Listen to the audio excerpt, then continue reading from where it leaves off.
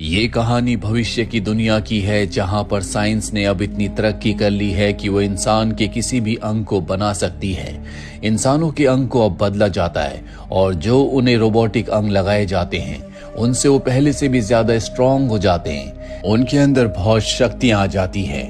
लेकिन इस दुनिया में कुछ ऐसे लोग भी हैं जो इस तरह के लोगों के खिलाफ हैं और उन्हें मार देते हैं। वहीं दूसरी तरफ हमें एक आदमी को दिखाया जाता है जो एक बहुत बड़े बैंक के अंदर जाता है। चेकिंग के दौरान उसके अंदर कुछ मेटल की चीज पाई जाती है। वो बताता है कि मेरा एक हाथ रोबोटिक है। इसके बाद उसे लॉकर रूम के अंदर ले जाया जाता है। जब उसकी आंखों को स्कैन किया जाता है तो उसके 3 लॉकर्स खुल जाते हैं जिसके अंदर हाथ के अलग अलग पार्ट्स होते हैं। वो अपना हाथ निकालकर उस दूसरे हाथ को अपने हाथ में फिट कर लेता है। दरअसल ये जो नया हाथ है ये अपने आप में एक हथियार है। वो उस अपने नए हाथ से एक लॉकर को खोलकर वहां से हीरे निकाल लेता है। हालांकि यहाँ पर सिक्योरिटी आ जाती है पर वो सिक्योरिटी को चकमा देकर उन पर हमला करके यहाँ से निकल जाता है। इन सब में वो बहुत जख्मी हो चुका है। बाहर वो अपने भाई हिटोर से मिलता है। वो हिटोर को हीरे दे देता है और कहता है कि तुम हीरे लेकर यहाँ से निकल जाओ, जल्दी पुलिस यहाँ पर पहुंचने वाली है। हिटोर को मजबूरी में वहां से जाना पड़ता है। तभी पुलिस वहां पर पहुंच जाती है जो हिटोर के भाई को गोली मार देती है। और अब जब उसे स्कैन किया जाता है तो पता चलता है कि ये एक मशहूर बॉक्सर था। पर जब इस दुनिया में बायोनिक्स की क्रांति हुई तो उसका करियर पूरी तरह से खत्म हो गया। इस तरह के बॉक्सर आ गए जिनके पार्ट्स रोबोटिक थे, उनसे वो मुकाबला नहीं कर सकता था। इसीलिए जानबूझकर उसने अपना एक हाथ कटवा लिया ताकि सरकार उसे नया रोबोटिक हाथ दे दे। लेकिन सरकार को उसके बारे में सब कुछ पता चल गया, इसीलिए उसे रोबोटिक हाथ नहीं मिला। इस तरह के अंगों को चलाने के लिए खास चिप की जरूरत होती है जो इंसान के सिर के अंदर फिट की जाती है। इस बॉक्सर को चिप एक दूसरे एथलीट से मिली थी जो अपनी जिंदगी की आखिरी सांसें ले रहा था। वहीं दूसरी तरफ हमें मारिया नाम की एक लड़की को दिखाया जाता है जिसकी मॉम एक लॉन्ग जंप की बहुत बड़ी एथलीट थी। बचपन से उसने भी लॉन्ग जंप की तैयारी की, उसने भी रिकॉर्ड बनाए।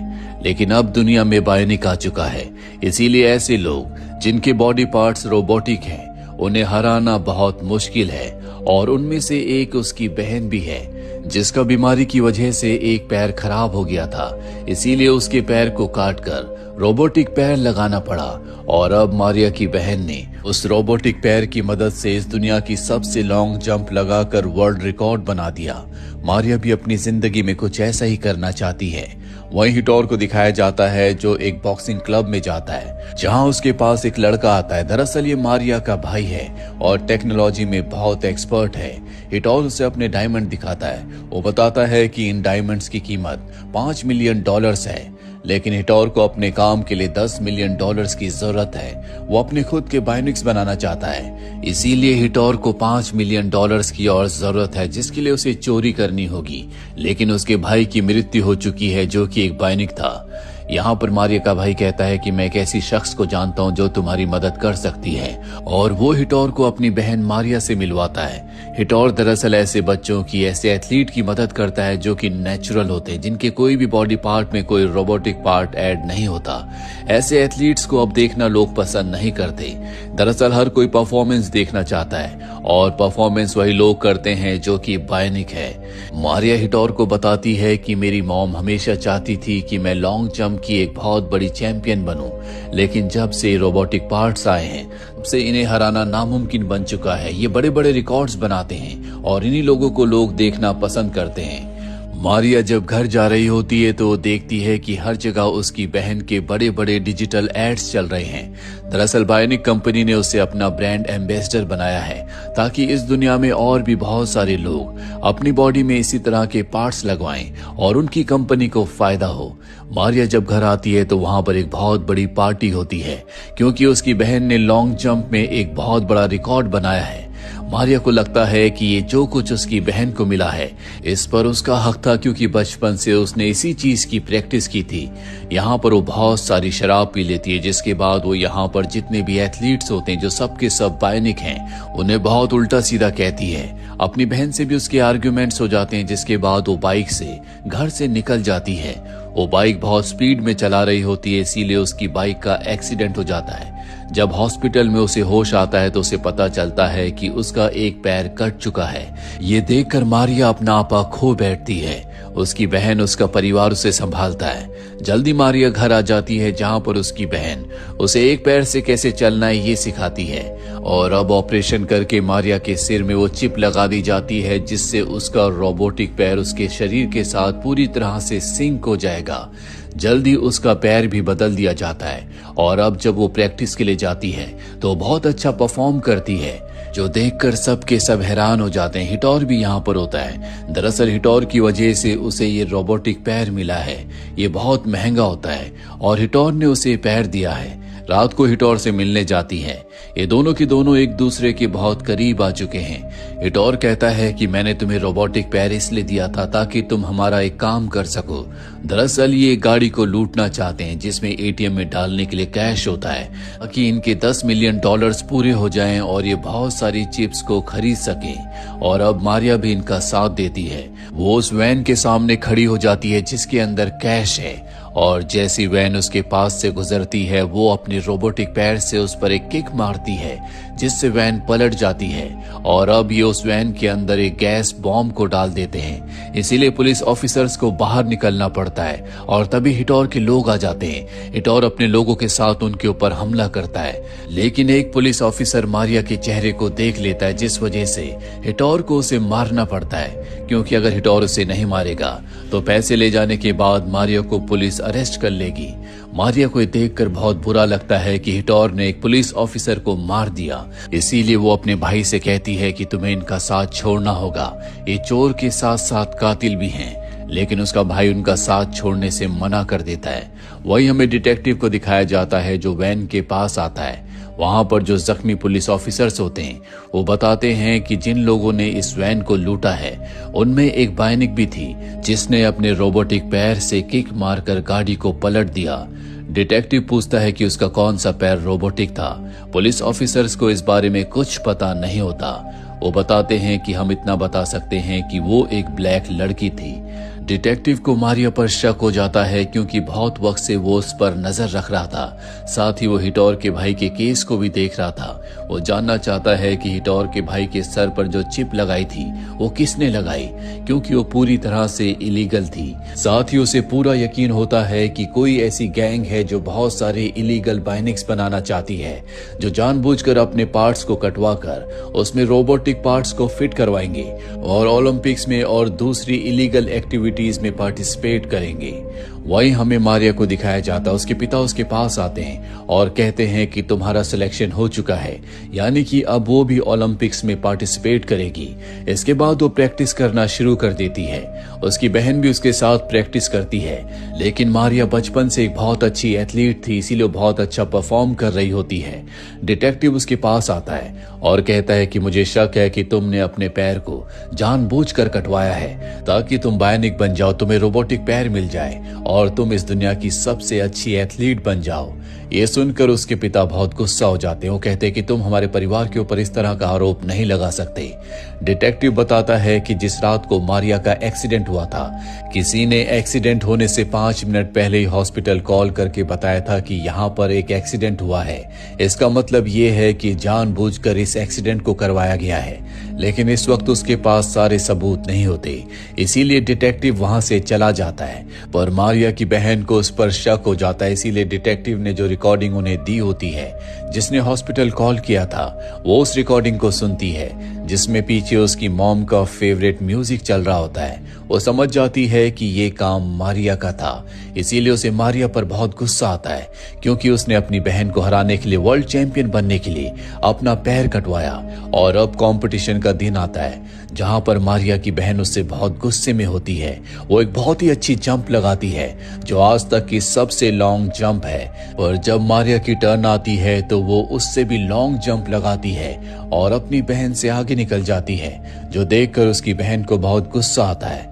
दरअसल अब उसकी जो चिप का टेम्परेचर है वो डाउन हो रहा है, क्योंकि वो डिप्रेस भी है, और अगर चिप का टेम्परेचर 0 हो गया तो उसके दिमाग में जो चिप है वो फट जाएगी। मारिया को ज्यूरी मेंबर्स को पता चल जाता है कि चिप का टेम्परेचर कम हो चुका है, इसीलिए उसे जंप करने से मना किया जाता है, पर वो कहती है कि मैं टेम्परेचर को कंट्रोल कर लूंगी। और अब वो जंप करती है और वो चिप के टेम्परेचर को कंट्रोल नहीं कर पाती। टेम्परेचर 0 हो जाता और चिप उसके दिमाग में फट जाती है।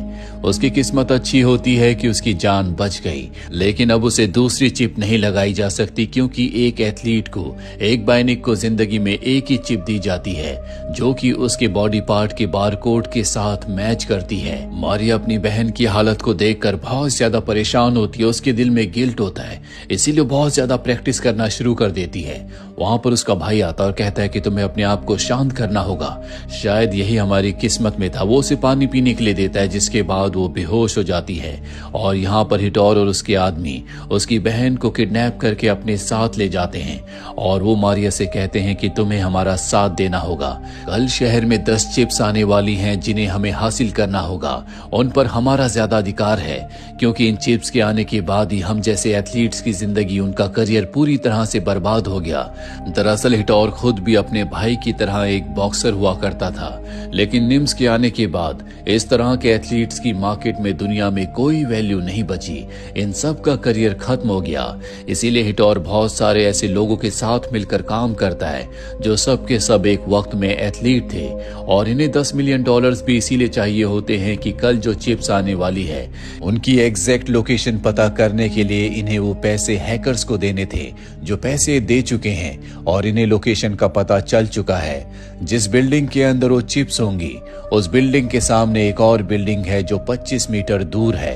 हिटोर चाहता है कि मारिया एक लॉन्ग जंप लगाए ताकि वो 25 मीटर की जंप कवर करके उस बिल्डिंग के अंदर एंटर हो जाए जहां पर चिप्स हैं और चिप्स को हासिल करके उसे दे दे। मारिया कहती है कि ये इम्पॉसिबल है, आज तक का जो वर्ल्ड रिकॉर्ड है, जो सबसे लॉन्ग जंप लगी है वो 18 पॉइंट कुछ मीटर्स की है और ये 25 मीटर है। हिटोर कहता है कि अगर तुम अपनी बहन की जान बचाना चाहती हो, उसे जिंदा देखना चाहती हो तो तुम्हें ये काम करना होगा। और अब मारिया इस काम को करने के लिए मान जाती है क्योंकि वो मजबूर है। वो बिल्डिंग की छत के ऊपर जाती है और उसके अंदर जितनी भी ताकत होती है उस ताकत से रनिंग करके वो एक लॉन्ग जंप लगाती है और वो 25 मीटर के डिस्टेंस को कवर कर लेती है। वो कांच तोड़कर उस बिल्डिंग के अंदर पहुंच जाती है जहां पर 2 लोगों के पास वो चिप्स है। वो उन पर हमला करके चिप्स को हासिल करके वहां से भाग जाती है, लेकिन उसकी किस्मत उसका साथ नहीं देती। सीसीटीवी कैमरास की फुटेज में उसका चेहरा आ जाता है। डिटेक्टिव को पता चल जाता है कि मारिया ने ही चिप्स को चुराया है। वहीं मारिया हिटोर की उस जगह पर पहुंच जाती है जहां पर उसे हिटोर को चिप्स देनी है। हिटोर उसके सामने होता है, उसे हिटोर पर बहुत गुस्सा आ रहा होता है, इसीलिए गाड़ी को पूरी स्पीड से हिटोर की तरफ चलाती है और उसे टक्कर मारकर गिरा देती है। पर बाद में उसे पता चलता है कि ये हिटोर नहीं बल्कि उसका भाई था जो अब बुरी तरह से जख्मी हो चुका है। मारिया को अपने भाई की हालत देखकर बहुत दुख होता है। तभी यहाँ पर हिटोर अपने लोगों के साथ आ जाता है जो मारिया को एक जगह बंद कर देता है। हिटोर के पास अब इस दुनिया का सबसे अमीर आदमी आता है। दरअसल हिटोर का कभी ये प्लान था ही नहीं कि वो चिप्स को एथलीट को लगाए। वो इन चिप्स को इस आदमी को बेचना चाहता था जो कि इन्हें बिटकॉइंस में अब पैसे ट्रांसफर करेगा। मारिया को जब ये बात पता चलती है तो वो अपना आपा खो बैठती है। वो अपनी पूरी जान लगाकर अपने आप को आजाद करती है। हिटोर और उसके आदमियों के ऊपर हमला कर देती है। साथ ही वो हिटोर की रीढ़ की हड्डी को तोड़ देती है, जिसका मतलब ये है कि उसका बचना नामुमकिन है। यहाँ पर डिटेक्टिव अपनी टीम के साथ आ जाता है। वो मारिया को उसकी बहन को पकड़ना चाहता है, लेकिन मारिया अपनी बहन के साथ मिलकर यहाँ से भागने में कामयाब हो जाती है। 6 महीने बीत जाते हैं जहां पर हमें मारिया और उसकी बहन को दिखाया जाता है जो एक छोटे से गांव में छोटे छोटे बायनिक बच्चों को एथलेटिक्स की प्रैक्टिस करवा रही होती हैं। और ये स्कूल इन दोनों ने अपनी मॉम के नाम से खोला है, लेकिन इन्हें अपने स्कूल को चलाने के लिए पैसों की जरूरत है। इसीलिए दोनों उसी आदमी के पास जाते हैं जिनको हिटोर अपनी चिप्स को बेचना चाहता था। दरअसल वो चिप्स खरीदकर अपनी खुद की बायनिक की फौज बनाना चाहते थे ताकि वो अपनी सिक्योरिटी, अपनी सुरक्षा को बढ़ा सके। मारिया कहती है कि तुम्हें अपनी सुरक्षा के लिए फौज की जरूरत नहीं है, हम 3 ही काफी हैं। और तभी गाड़ी से मारिया का भाई निकलता है जिसके अब बहुत सारे बॉडी पार्ट्स रोबोटिक हैं। उसके अंदर असीम पावर्स हैं। दरअसल वो एक साइबॉर्ग बन चुका है। यहाँ पर वो आदमी उसकी पावर्स को चेक भी करता है और उसकी पावर्स देखकर वो हैरान हो जाता है। वो अपनी तरफ आती हुई गोली को भी रोक सकता है। और अब वो रिच आदमी तय करता है कि ये तीनों मेरी सिक्योरिटी में रहेंगे, जिसके बदले वो इन तीनों को मुंह मांगे पैसे देगा, जिन पैसों से ये आने वाली जनरेशन को एक अच्छा एथलीट बना सकती है। साथ ही ये आदमी बहुत अमीर है, इसके पास बहुत पावर्स हैं। इसीलिए अब पुलिस इन तक नहीं पहुंच सकती। इसी के साथ ये फिल्म, ये कहानी यहीं पर खत्म हो जाती है। उम्मीद करते हैं कि ये कहानी आपको